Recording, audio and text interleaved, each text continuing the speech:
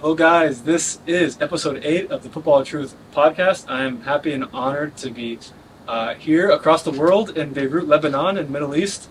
I'm here with my good friend, Alexander Lobos, who, through a mutual friend, common interest, and just a connection, came and invited me to Lebanon, and I'm happy to be here, and we're going to be having a great chat about his background. Alexander is an ex-professional footballer from Norway and has a very cool, interesting background that aligns with so much of what we talk about at Football Entangled. And so, before I get more into this, I just want to give Alex a little bit of a platform to explain to you guys who he is and his background. Welcome to Beirut, man. Yeah. Good to have you. Background, I'm from Norway, born and raised. My dad's from Chile, mother Norwegian. Pretty much grew up outside. When we were kids, we were always outside playing in the streets. Building cabins in the trees, and always outside, all the time. I played football my whole life, semi-professionally at the max. I wouldn't say I ex-professional. That doesn't ring with me. Semi-professional to the max. Fair enough. But of course, the talent was there to go all the way, but I was too lazy. So other than that, I've had, I think I had quite an interesting life so far. I'm turning 36, but I feel like I'm 366 at least. Currently living in Lebanon.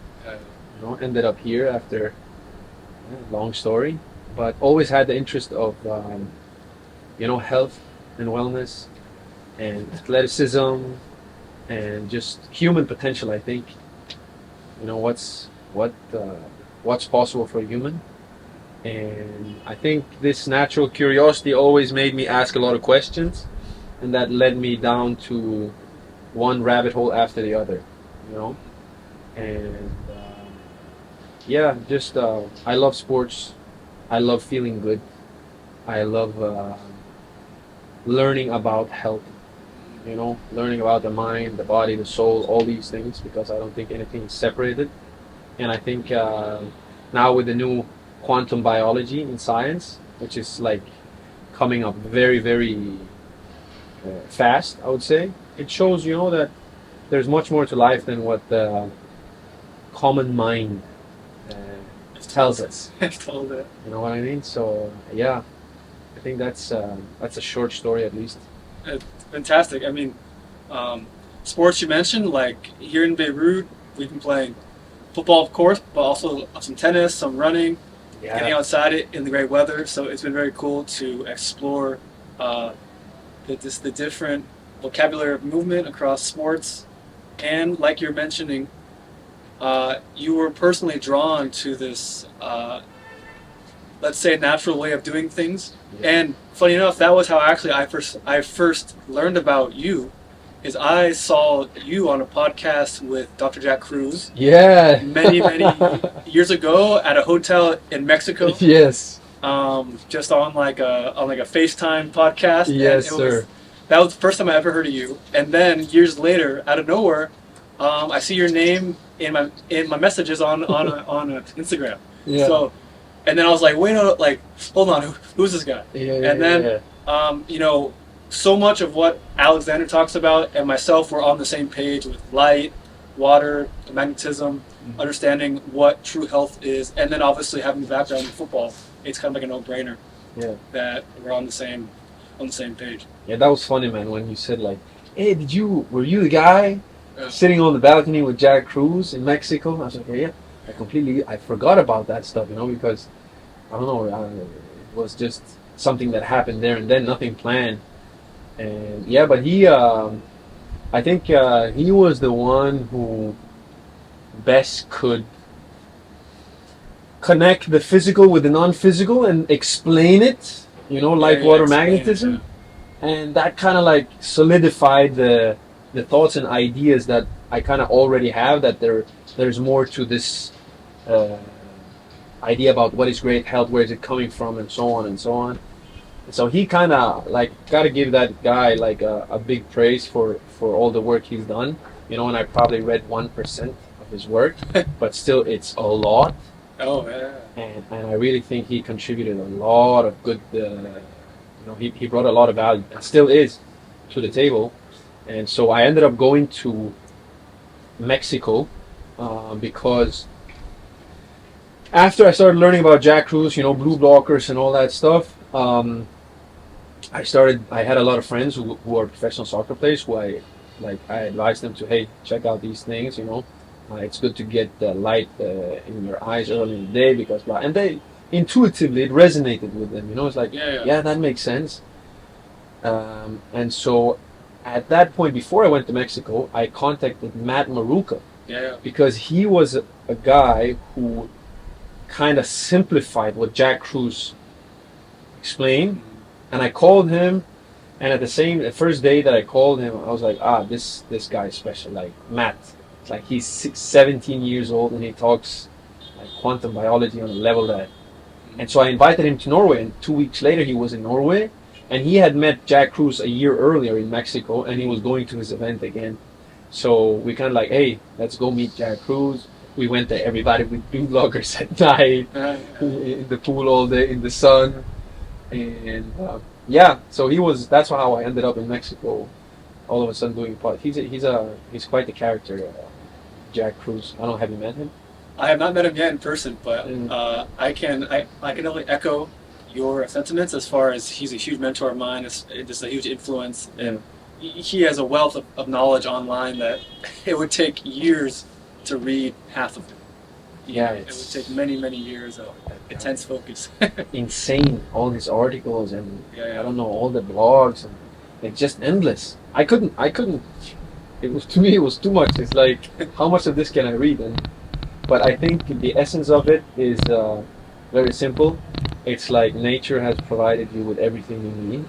You just gotta kind of fine tune yourself to that which is already there, and that just brings it resonates with me. And I tried it and it works. And I told my close friends to try it, and it works for them. And I think especially what you're doing too is like you're bringing that message out there even more to the young professional footballers. And it's common sense at the end of the day. It really is common sense. It doesn't take a lot to realize that it's good to be out in nature. But with the modern lifestyle, it's becoming harder and harder. And I think what you're doing is amazing, man. You're really bringing a lot of value, and I that's why I contacted you in the first place too, because I saw, hey, here's somebody who's really speaking the truth, and he's because there's so many other in much greater position than us that is not bringing a quarter of the value. You know what I mean? But this is how it is, and with time, hopefully it will change. Yeah, there is an important topic that you mentioned. It's just the idea that like these things should be intuitive. It should be natural, common sense. That something that feels good is also good for you. Exactly. And that's kind of the big, the deeper meaning that I really want all people to understand is get better at feeling what is intuitive, and you'll find the right solutions once you get better at that intrinsic gut feeling. And in our modern world, we're really kind of almost taught to think that intuitive intuition is almost bad. That like you shouldn't trust that because it's better to read a paper or to listen to the expert or to a doctor to tell you what you should do. That oftentimes goes against what you think is right or natural or normal. Yeah, I mean it's crazy that we've strayed so far away from our natural intuitive capabilities and roots. Yeah. And that pretty much brings us back to the stuff I told you earlier about like the mind, body, and soul connection. And it's like everybody on the planet knows that they have this intuitive capability, because they think about somebody and then they call, or they Yeah. got the sense that I should go there, and then where's that coming from? Yeah. That's a bulletproof thing. It's never wrong.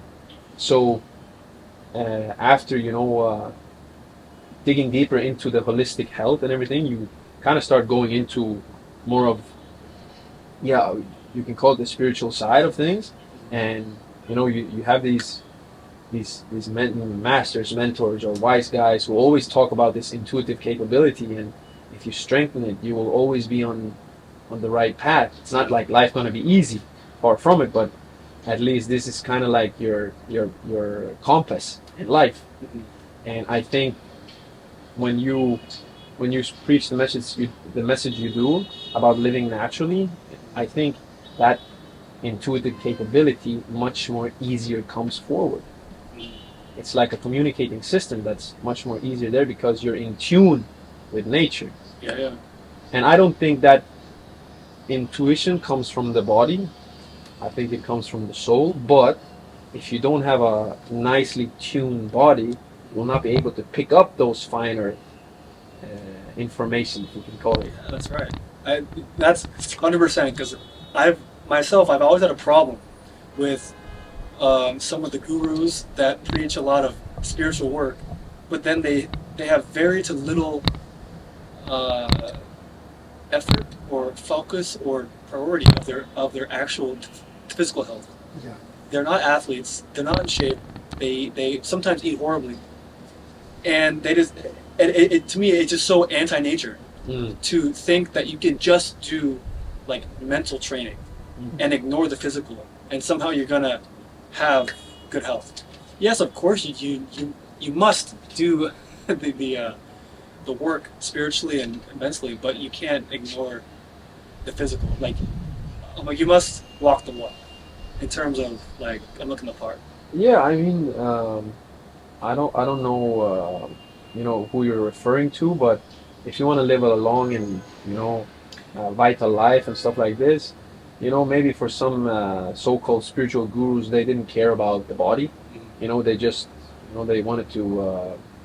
They came here to do their stuff, and they didn't have to be top athletes to get their message through, which can be the case, for many. But I think, especially if you're going to preach the message about health and stuff like this, it helps to look healthy. It helps. You know what I mean? It's like, what better way to make it believe you than actually being a living proof of it? Yeah, that's right. So, So, like one thing you mentioned that I think is so good, just to echo, is just this importance of childhood, being outside all the time, playing sports, and how that common thread exists across all top athletes. Is their childhood is full of this, what's called free, unstructured play yeah. outside in nature. There's no, like as coaches, but it's more so of allowing the kid, the free spirit to express themselves, as opposed to trying to like micromanage. Yeah, 100%. I mean, like growing up in Norway, you have winter quite a few months of the year. I mean, I'm living in the middle of Norway. Up north, it's a different, that's Russia and north. But in the middle of where I am, we have a few months of winter, and we went out. There's like just to say, like here in Lebanon, it starts raining, and people are, oh my goodness, I have to go inside. You can't do anything outside. Yeah. Like no matter the weather in Norway, my mom and my dad said, go out and play. Just we have a saying in Norway says there's no bad weather, only bad clothing. Really, there's a saying. Like everybody in Norway knows that. And I mean, when you're living where you're living, you gotta adapt, right? Of course. But I think one of the advantages is that when I was growing up, and I'm born in '86, we didn't have all the gadgets and all that. And it was more natural, because our parents had much less than us, and they were outside playing around, running. Because when you're a child, you're full of vital energy. Yeah. You're not sitting. You shouldn't be sitting inside. And I was lucky. I was born in a place where it had green, mountain, football fields everywhere, and I literally feel that I lived on a football court for the first 16 years of my life, like playing football every single day. what you call it, free quarter in school, for like from first to seventh grade. Recess. Yeah, we ran out and we played on gravel. We didn't have turf or grass. It's gravel. So, you develop a sensory capabilities at that time there, and then you play in the snow. Play with your friends outside in the snow a little bit, and then you go inside. You play indoor on hard court, and then you play on grass, and you play on artificial. But we were always moving, man. Always moving around. And and that's the key, because nowadays almost all kids going through the normal school system, they're stuck in a chair almost all day, and then they go home to play like video games in a chair, and then they go to a trainer for an hour, 2 hours, and they do cone drills, and maybe in that whole period there's like 20 minutes of like actual free play, of actually playing football, as opposed to doing like an hour of like one full hour of ball mastery coaches, whatever, or even like gym work if they're older. Yeah, it's crazy to see that. I always used to be like annoyed when you just stood there waiting for the drills. You're Like we could be playing, we could be doing all these things. Yeah. So yeah, 100%. So back from the intermission, Alex was telling us. So from year 1 to 6. So from year 1 to 6, we learn to walk and talk, Yep. right? And then you go to school and you learn to shut up and sit down for class and listen and say yes, teacher, yes, and you remember and yes. Yeah. And is that wrong? I mean, to me, education is extremely important. Like, not to me, but in reality, education is extremely important. And for those who study the history of education and how they, in the modern age after First World War and all this stuff, you kind of can see that there's a slight intention on these things. Not to take away the extreme importance of having people who know how to read and write and do math, but it is strange, like you say that, in a modern training session, out of 1 hour, they have 20 minutes active play. Yeah. And I think it's just that we've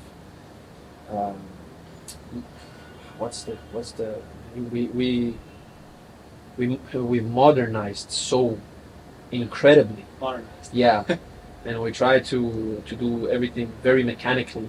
Like you said in the beginning, like you want free play, you want free spirit, you want like an expression of that.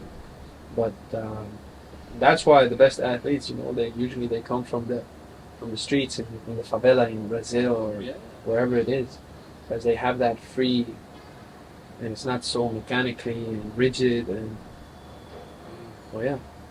Yeah, that's it's the only environment where you can actually bring out the flow state in a person from a young age and actually foster that development of their sport at a higher acuity level.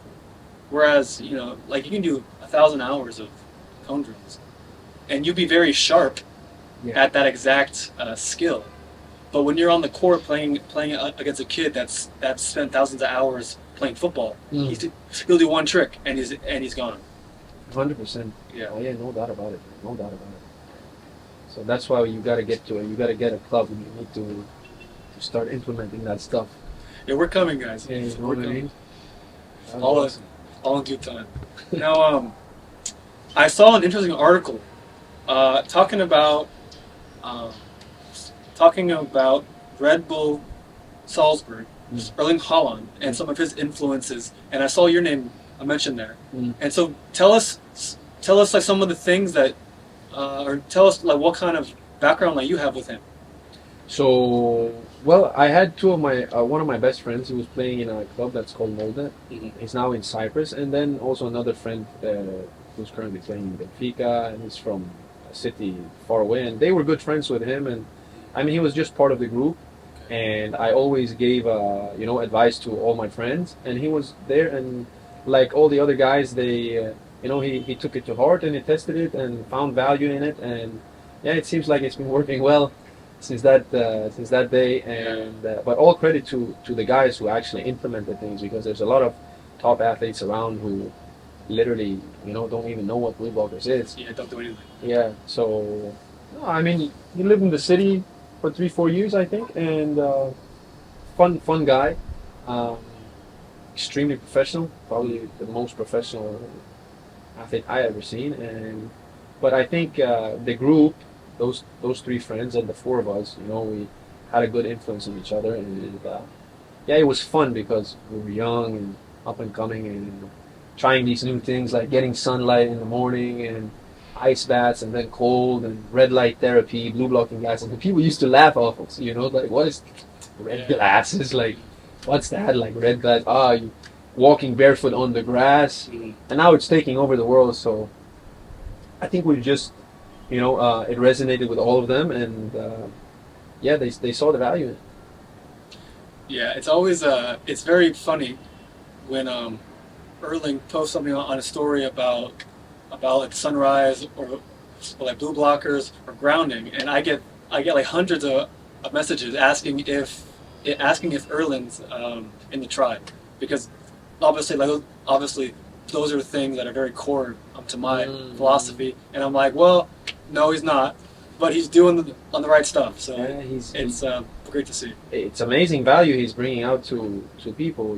Just sending that message is, it's extremely valuable. Just like you, I mean, he's clearly has another platform, like a bigger platform, but I mean, the message is the same, and the more athletes around the world who can do that, the better it is. So yeah, creds to everybody who's sharing value like that. Yeah, the value, and then I think the real value comes in the action. It's like actually doing it, because I mean even just in my business, like we have conversations with pros, with pros everywhere, from the Premier League all the way down to amateur football, and the tools are there if you want to use them and you want to improve, and some very simple things that can get you big output and big results in terms of prolonging of your career and fixing or preventing injury. But guys who are on 100K a week don't want to do the very basic free things that will get them some good results, and then sadly those usually are the same players that end up having a hamstring tear or like a groin strain, or even the physios make fun of them in the locker room for being old men, even though they're only like 23 years old. Yeah, that's crazy. I don't know how we got there. I mean, modern life. Modern life. Yeah, it's just modern symptom-based living. And I think like the more athletes you have with a big name that keep spreading that truth, the faster it's going to change. Because sooner or later, this is going to become mainstream. Yeah. All the stuff we're talking about now already should have been. It's not, but it's definitely coming. And all creds to the athletes that shared this message. It's going to do a lot of good. Okay, fair enough. So, what do you think about the current level of injuries in professional football, and then obviously how pro clubs handle those injuries? Well, I think I believe football is the number one most where you have the highest rate of injury in any sport in the world. I don't know if you know about this. I wouldn't doubt it. Yeah, I think it is. I mean, correct me if I'm wrong, but like in 2018, that's the first time the medical industry, I don't know if it's called the industry, but the medical field, or acknowledged that we have something that's called the fascia. Yeah.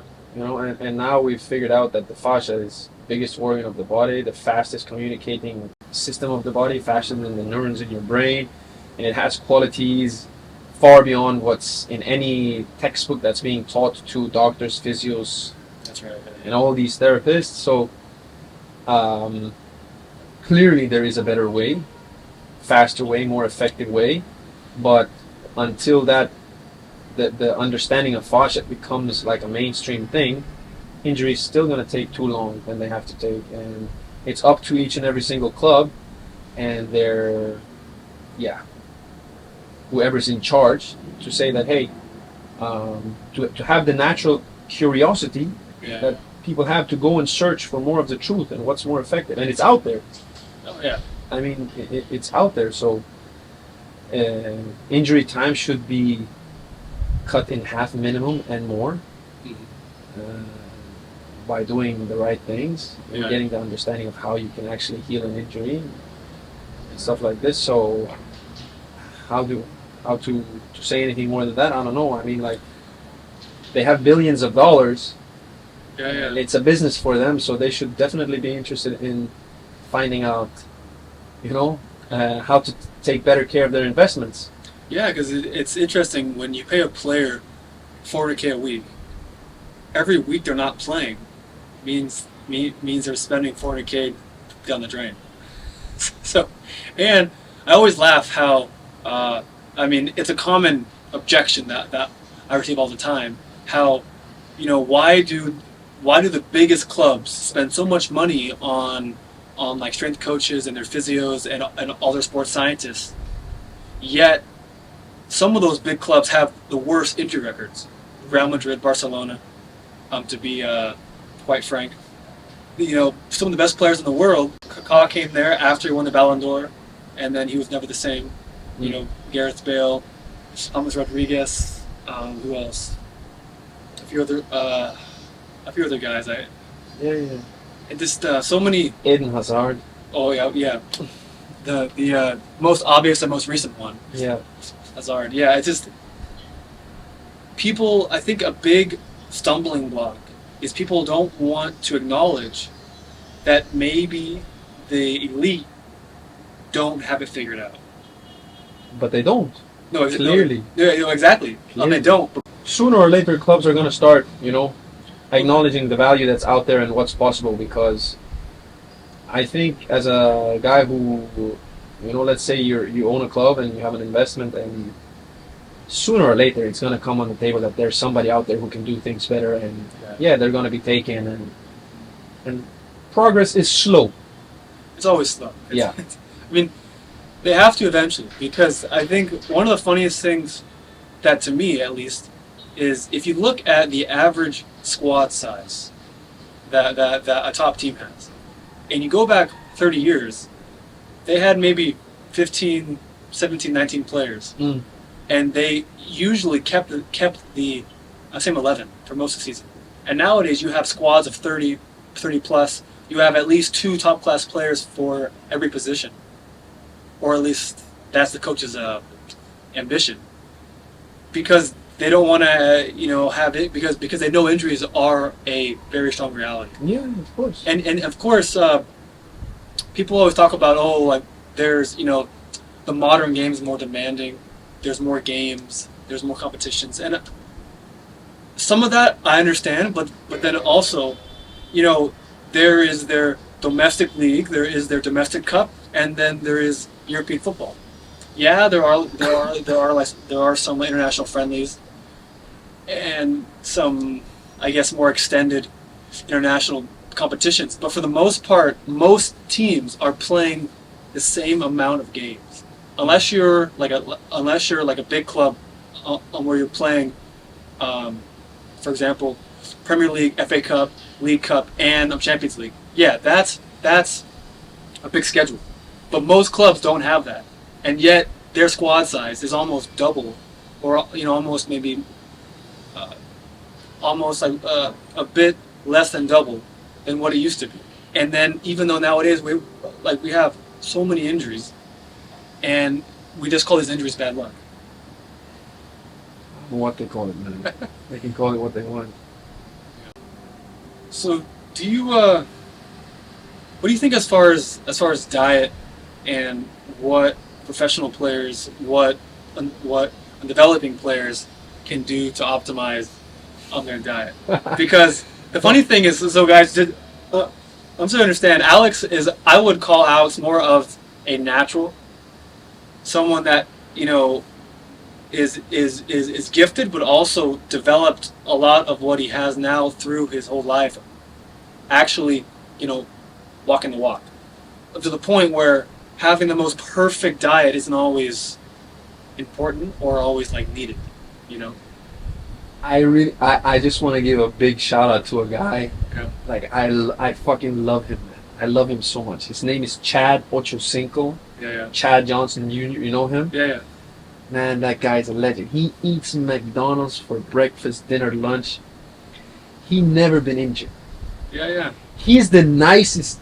Like literally, I think he's one of my favorite like humans walking the planet because I just vibe with him so much, and you can just see his energy and his mentality. He's always positive. He says he's a very strong like believer spiritually, and he don't drink, just smoke cigars. And I mean, clearly he's gifted from birth with skinny legs and long legs, and he's like Dembele. Yeah. And he's like, fuck all you guys that talk about diet and shit like this. Like he always has these funny fights with Brandon Marshall, who always has the cleanest diet, always talks about the diet. He's always injured. Yeah. And then Chad, he comes, he says, I've never been injured. And it's like, to me, I honestly believe that your head comes first before anything. Really, really. What you believe, you create that reality with your belief. And of course, it can play a huge role. I'm not saying it can't, but before anything, I think this comes as number one. Yeah. I don't know. He's genetically gifted and all that stuff. He probably has mitochondria that, just off the chart. Yeah, and so that obviously plays to his advantage. So I think it's very individual, extremely individual from person to person, and everybody's so different. What you've grown up with, you're traumatized, what's in your body, it's all extremely different. But of course, if you can eat good, take care of your body, I mean, can't be anything negative with that. Exactly. But way beyond that, way before that, it's the head, it's the mental thing also. Yeah. It's a combination of all these things: emotionally, mentally, physically, spiritually. But putting the right fuel can't be negative. But I think because I used to be extreme in my ways, or slightly extreme in my ways, that I can't eat that, and oh man, I just had to stop because you became fanatic, and you see that it starts to affect your mental thing, your mental health, and that will automatically affect everything because the mental brings with it emotions, and the emotions affect the physical. Because you have these guys who eat gummy bears, 3 times a day, and they play in the NFL, and they eat some hamburgers and hot dogs and whatever at night, one meal, and they just thrive like crazy. But I think it's extremely individual. But of course, always, if you can eat well and be happy, that's the most important thing. Whatever you eat, I mean, you gotta. If you're constantly injured, you gotta look. Wow, you gotta assess individually. But clean food is definitely something I believe is. I mean, it's good for us, of course. Yeah. I think what you're saying is that dichotomy of the natural and the grinder.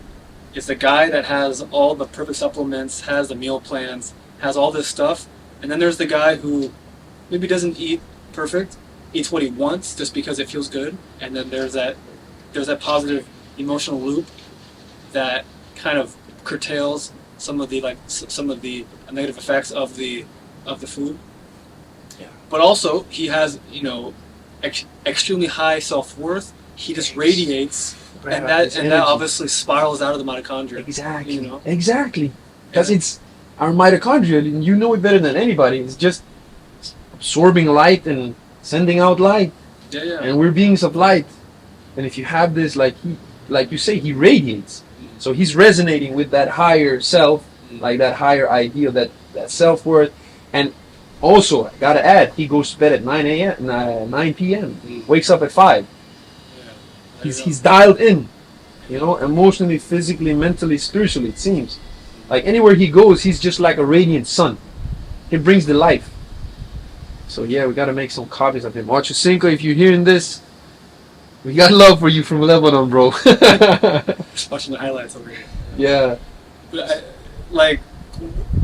Kind of for me, that dichotomy is so important because it almost goes back to the functional reform, where it's like fix yourself before you try and fix all the extras. Yeah, 100%. And that also goes back to when Jack Cruz was kind of making his name, and he got a lot of heat for saying that light was more important than diet. Mm-hmm. And all the food gurus attacked him, of course, because food is their business, supplements is their business, all that stuff. And obviously he was talking more in the physical light of sunlight, Mm-hmm. but light and your inner light is part and parcel. 100%. And it just goes back to the root cause. And so the food comes after. Yeah. Obviously, it's great to have natural, organic, pasture-raised meat, have all the good stuff, have all the real food, not any a processed, pasteurized, all that kind of stuff. Hell yeah. But it comes after you, the individual, if you actually are. If you're eating clean and you're praying 100 times a day and you're doing all that stuff, but still your emotional life is fucked up. Yeah. And you don't, you can eat as clean as you want and you can pray as much as you want and it's still the other guy who eats McDonald's is gonna fly. Yeah. You know what I mean? It's a combination of mental. So we have a mental body, we have an emotional body, we have a physical body, and we have a spiritual body. And before all those four are kind of resonating in the same frequency, if I can use that word, there's always going to be nicks and knacks. Yeah. So, yeah, that's my belief, man. Like you got to get those four things to come together, and then off you go. Yeah, and it's because sorry to interrupt. Because what good does it do to become the best athlete in the world and you're miserable as fuck? Yeah. Doesn't do anything. Yeah, like same thing like with money or dating and all that. At the end of the day, we got to start putting peace and joy as success. And then whatever you do, it doesn't matter. But that's the real success. That's why we're here. We're not here to, okay, you can become an amazing celebrity and famous and do all that thing, which is beautiful. You can have the most amazing experiences. But those things at the end of the day is not worth anything to your soul unless you have peace in your heart. Yeah. And they're just going to be memories. And like Iniesta, he scored the winning goal. He's a world champion. He's probably one of the best midfielders ever to exist. Guaranteed he is. And he's depressed as fuck. Yeah. So what would all those trophies do for him?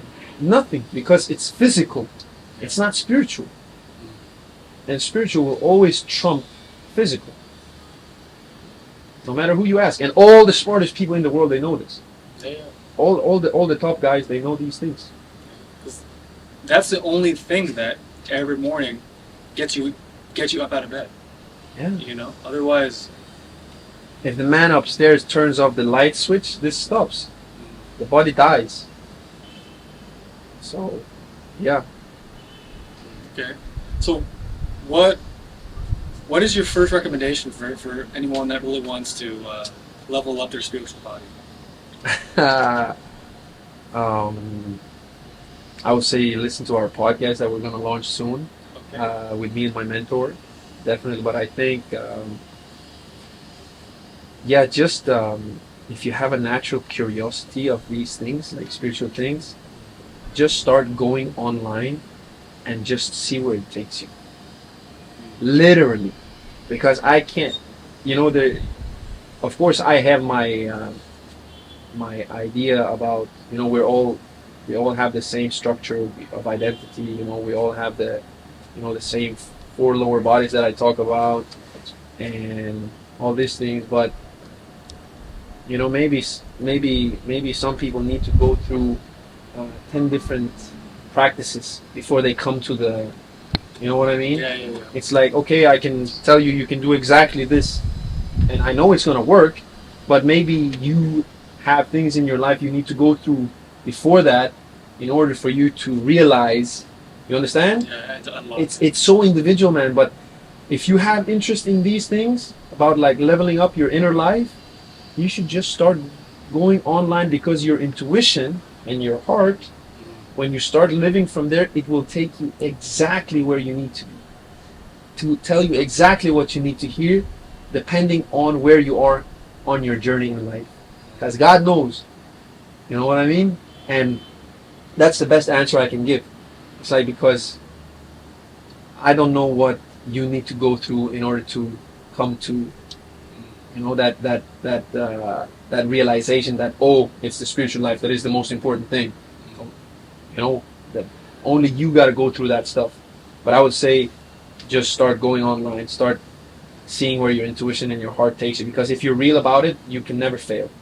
Literally, it's impossible to fail. You cannot, if you're real about it.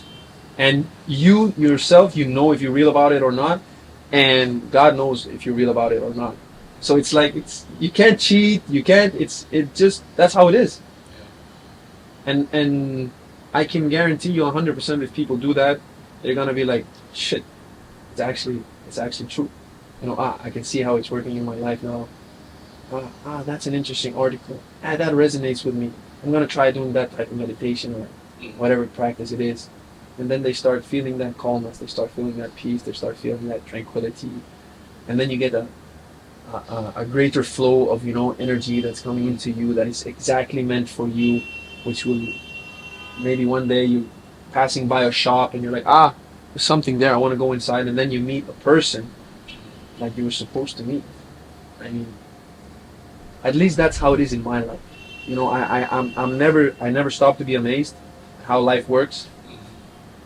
I go from one amazement to the other, it never stops, and I expect miracles on a daily, you know, really. And I know, as long as I put that inner life first, I will not fail, I will only succeed. It's impossible not to. Impossible. And this has taken me here to Lebanon, you know, being able to learn from one of the best biomechanics, movements, therapists in the world. And you know, yeah, connected with great people around the world, getting people like you coming over here, you know, spreading the word. Yeah. I think everything you just said is perfectly echoed by the game, and by learn by doing. Yeah. It's because that's one of the big stumbling blocks I see with a lot of people, is they're afraid to start, and they're afraid to just make a mistake. Because oftentimes, if you just start something, even though it's not the right thing, you'll learn faster you'll learn faster and get closer to your desired objective by just doing the wrong stuff, so it gets out of the way. You know? I can attest to that, because we've been trying to start blue blogging business for quite some time, and a lot of times I catch myself saying, "Oh, this needs to be perfect. I can't. No. I gotta get this perfect. I gotta get that perfect." Yeah. And I'm like, exactly what you're saying. You just fucking go and do it. Yeah. You know, and then see. And finally, we were able to launch that company. Yeah. And but 100%, you nobody can live for you. You gotta go and do it. Yeah, like you have to be the on the story. Captain of the boat. Be the hero in the story. 100%, and it is exactly that. It's a heroic journey, and that's why there's so little heroes here, and that's why the heroes, they get remembered, because it's like an archetype that lives, that we all kind of acknowledge on a deep level, and we look up to, and I think that's missing in today in the modern world, especially in the West. Yeah. You know, we kind of like, God is dead. Like, just push him to the side, and what are we looking up to? We're not looking up to these higher ideals as much as we used to, but it's coming back, thank God. And yeah, I think earlier, like we mentioned about the schooling system, and how I think really the modern school system in the West does the opposite of creating the hero. It makes the follower. It makes the obedient, cubicle worker bee. And especially also, I'll add to that today in most Western schools there are female teachers, not male teachers anymore, and, Yeah. which is not nothing wrong with that, but there's not a balance between 50-50 of men and women, which Yeah. would be ideal. And for young guys growing up, it's paramount that we have a man to look up to, because only a man can guide us in the way a man can do. Yeah, a role model, a proper role model, Yeah. especially when you're 12, 13, 14, 15 years, and with all the hate of the masculinity that's happening also, it kind of just puts more sticks in the wheels for men to grow up into That's right. into proper men. Yeah, I think something so important in there that really gets totally no light is how in school you are put in classes with your peers that are all your same age. Mm. So you're kind of cordoned off into a box, and you have all the kids in the same age, and then you have an instructor who is telling you what to do. But if you compare that to sports and to the game, you are put on a court with different ages, different sizes, different heights, different quality, different skill levels, and that melting pot creates talent. Mm. So it's the exact opposite of what we have in the Western system.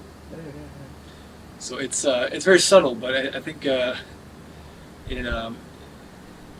it's a mechanism. Definitely, man. Definitely.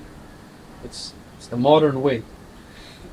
And speaking of modern, last month I launched a new course called the Modern Footballer, and it's my attempt to kind of take back the word modern and redefine it to something more real and more natural, and not so artificial and fake, and what I would call kind of like an scapegoat of sorts. In the word modern, almost it seems sophisticated, just in its definition. But oftentimes, nowadays, the modern things are often backwards, and kind of take us away from what is. Just look at modern architecture. Yeah, square look boxes. around. It's horrible, man. So it has put its tentacles everywhere, And knowing how important it is to see other things than squares, because in nature nothing is square. There's no straight lines in nature. Yeah. So it's like we're living in a unnatural environment, and everything we see, we hear. There's no natural sounds in a city anymore, which is found to relax you and positively influence your DNA and all that stuff. Mhm. So there's no doubt why there's so much sickness and injuries. Yeah, there's a very funny metaphor. If you imagine what a prison would look like in space, on the moon, for example. Now imagine what kind of food would they feed to inmates at a prison on the moon. Mm-hmm. Obviously, it would be some processed toxic junk. Now compare that to the food that most people buy at the grocery store. It's the same stuff. Yeah. And so people don't realize most people eat prison food, Mm. even though you're told it's healthy with different marketing terms and buzzwords on the box. Of course. That's why it's so important to always search for the truth of reality That's right. in all different aspects. Yeah. If not, you're on the losing end. To put it simply. Pretty simple. But thanks to guys like you spread the word, and it's gonna wake up a lot of people, man. Step by step, it's always goes back to the individual, because it's always up to you. 100%. Like they're not, like no one else is no one else is going to do it for you. You and I can't go on the field for someone else and play the match for them.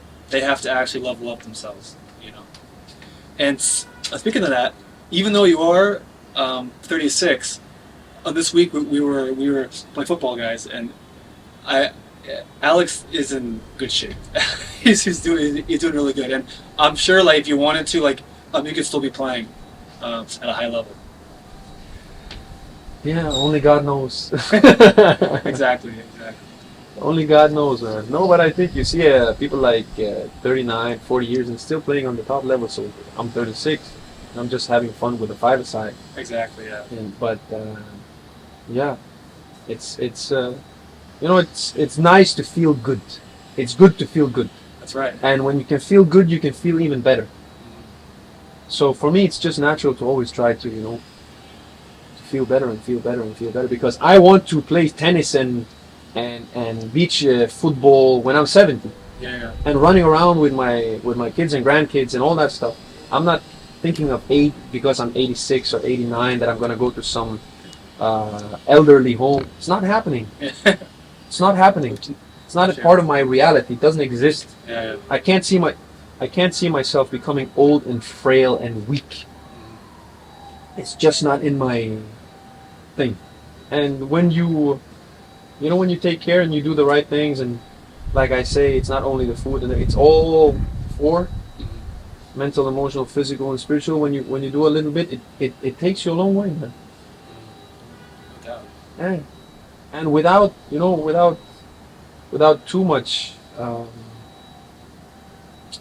emphasis on the physical and these things, and you kind of start understanding what's the real essence, what's behind all that stuff. You start to nourish that, it becomes even easier. You become even more healthy. You become even more strong. So yeah. Now, to me, it sounds like everything that you're talking about, you've been pouring into this new business that you just launched recently. Seas. Excuse me, guys. Apologies. Seas. So please, give us a rundown. Yeah. So Seas, wordplay. I think seize the light, seize the day, seize your life, seize the moment. See, it's a blue blocking glasses. We call them good sleep glasses. I started using these things 6-7 years ago. Yeah. And I gave it to all my friends who are athletes to tell them to buy it. And now it's becoming a very well known tool for any athlete or any human being that wants to take care of their sleep, because without good sleep the rest is so I see this company as a perfect stage, or a perfect tool to kind of mesh the physical with the non-physical that I so deeply care about. And because we talk about light, we talk about energy, we talk about electromagnetism and and so I think, and there's a big necessity for it. There's a big demand for better sleep. I mean, I think in the US they spend $800 million a year on sleeping pills. Like, give us 10% of it, we'll give you glasses. You know what I mean? And so, having a lot of friends who are athletes and knowing that they use them, we kind of understood that there's a demand for this, and there is sleeping epidemic happening all around the world because of our modern lifestyle. And this simple thing, a pair of glasses, a small investment, can play such a huge role. It also feels very nice to be able to provide that for people, because people try a lot of things and nothing works, and then they put on a pair of glasses, and then all of a sudden they say, oh my God, I had my best night's sleep in I don't know how long. And then you kind of explain them the science behind it. Melatonin doesn't get released because you're on your phone. It's good to get out in the morning to start, because you actually have something that's called a biological clock, and and this should be mainstream. The science of this, how it works, and it will be sooner or later. And so we're kind of just like seeing the opportunity, and since we're working with a lot of athletes, and you have a lot of friends who are athletes, you see that, wow, we have to do this, and try and bring as much value out to the people as possible. and kind of start a little sleep revolution, or it's an adjustment of consciousness in a way that only has positive sides to it. Yeah, I think it's so important because most oftentimes people don't start to make change in life until they make some kind of tangible investment. Yeah. And that can be financial or it can be just in their time. But something financial usually gets people off their ass. Definitely. And to get to work and to actually get the results that they wanted for so long. Definitely. That they weren't getting before. Obviously. And usually they first do it when they have too much pain, too much issues, too much this, too much that. But luckily, because a lot of great athletes around the world are using them and sporting them, it kind of becomes more acceptable and easier for other people also. Okay. And that's thanks to all the top athletes around the world who kind of also talks about using blue blockers and stuff like that. So yeah, we just launched last week, a soft launch, and we're very excited. And the feedback has been really good so far from the people who. So something that I wanted to ask you that I think would be very informative for everyone to hear is me personally. I know that in the industry of blue light blocking glasses, there are some more what you'd call mainstream companies that they sell some glasses that I would say don't exactly do what they're advertised as. Mm. And some of those glasses on the lens are very clear. Yeah. And so can you kind of explain like the difference between some of these more like cosmetic glasses and the glasses that actually block the correct spectrums of light? Sure. I mean, blocking the correct spectrum of light, it depends on what you want the outcome to be. There are these clear lenses where they're like just clear and they have a slight tint of bluish. Yeah. And they are just for people who usually sit on the computer and just have eye strain, and it's the more accepted one. Yeah. The mainstream blue light blocking glasses, and it probably helps a little bit because some people say, hey, they feel an effect of it, but still, it doesn't have the same effect as the ones who are tinted yellow. Yeah. Because they block the specific wavelength that it's damaging to your eye in a way. Because when we get natural light, it's a full spectrum light. It has all the colors.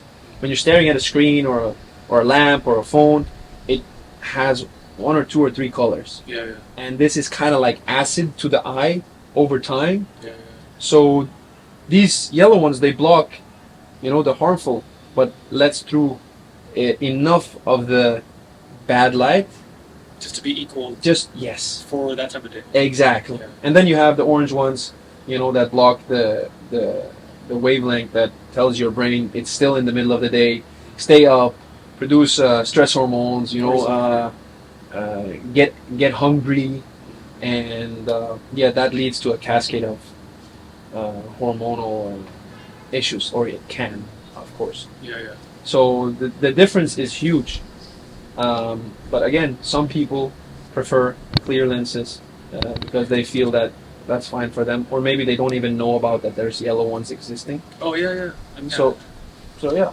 Yeah, like most people that I've seen with the clear glasses that they think blocks blue light, they just didn't know. Yeah, exactly. And once they realize, they're like, oh, okay, that makes sense. Yeah. Because and when they try the yellow ones, they're like, oh my goodness, how I'm relaxing. I'm like, wow, my eyes, everything, the muscles around my eye, everything is just, I'm getting calm. Of course, because there's not this acid going into your eyes and your nervous system, making you. It's an alien. Yeah, so. Alien blue light. It's really, really, really, really a nice, effective tool for sleep and I would say relaxation, and in the middle of the day if you're constantly, you have dry eyes and headaches and lack of focus, and I think I'm pretty sure that this will become very mainstream sooner or later, and hopefully we can have a lot less eye problems. Because it's exploding all around the world also, because now kids from their 3 years old, they're on the screen, and hopefully this will become like a staple in people's homes sooner or later. It should be. It should be 100%. Now, of course, guys, below the video, like we'll have all the links and information to learn more about C's and Alex's background, which I'm looking forward to the growth of the company and the business and helping to help more people. Same. Yeah. So Same. It's very exciting. Is there anything else? Any kind of like lasting message that I'm going to put out there for footballers back home? Or That was a very nice question. I wasn't prepared for that. yeah. I love that question. For the footballers, Yeah.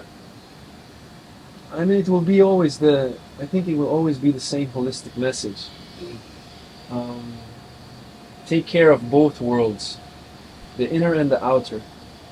You know, you might think now when you're 16 years that if I get money and girls and fame, it will be amazing, which it will for some time.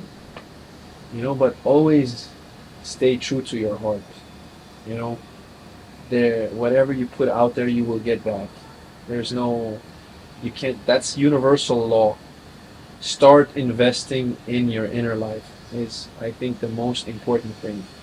And I think the need of the hour is silence, because we're always too preoccupied with our five senses. We're always thinking, doing, hearing something, smelling, eating, and this body is like a disturbance for that which is meant to come to you as inner intuition, information, inspiration. When you calm the body, that's when you can see clearly or hear clearly, which of course turns into meditation and all these things. But I would say life is miraculous. Life is so fucking interesting, and if you stay true to your inner life, you will never ever fail. Never, ever. And if you turn pro or not, you know, it will not matter to you at the end of the day, because what you're meant. I think that if everybody put their inner life first, you wouldn't see 80% of the pros today playing football. This is my honest opinion. That's how. Because, like we said earlier, what good does the trophies for Iniesta do today when he's depressed and he can't feel love for his wife or anything? He's numb. Yeah. That's why I say invest in all aspects of yourself, the inner and the outer. Because sooner or later down the road, you're going to start meeting challenges, and if you don't have that, I would say, inner guidance system dialed in, it's going to be so much harder. So much harder. And you know, do good, be good. You know, that's it, man. All the above. Yeah, and the thing is, if you do this, you will meet your tribe. You will go to the right people that is meant for you. You know, you will become like a magnet, that you will draw in the things that is necessary for you, that you were designed to. And hopefully that is to become a professional footballer, if that's really what's close to your heart. Yeah. You know, and then you can become a valuable source for others. You can help a lot of other people. And yeah, I think, you know, it's nice receiving gifts and, you know, things from other people, but there's nothing as good as giving. And giving multiplies. That's right. So I think that would be my last message. Fair enough. Yeah, I think it's so important. Everyone has that little voice in their head, trying to tell them where to go, what to do, and most people don't even know it's there. Yes. Some people know it's there, but don't listen to it. Yeah. And the very few that can hear it and follow its direction usually do quite well in life. And you're gonna be called crazy when you start following that inner voice, because yeah, rationality don't kind of doesn't. Life is not rational, and reality is not rational either, in a way. So put that inner light, put it on, fire it up, become like a sun, and you'll be good. On that beautiful note, guys, this was episode 8 of the Football Truth podcast with Alexander Lobos of Seas, and we're looking forward to all the beautiful opportunities and growth that's coming out of Beirut, coming out of Alexander, coming out of myself and the tribe and Football Entangled and everything in between. See you guys very soon. Before you guys go, don't forget to like, comment, and subscribe. My name is Taylor, the founder of Football Entangled, and we are revolutionizing the football world one player at a time. Hit the link down below if you are interested in unlocking class performance.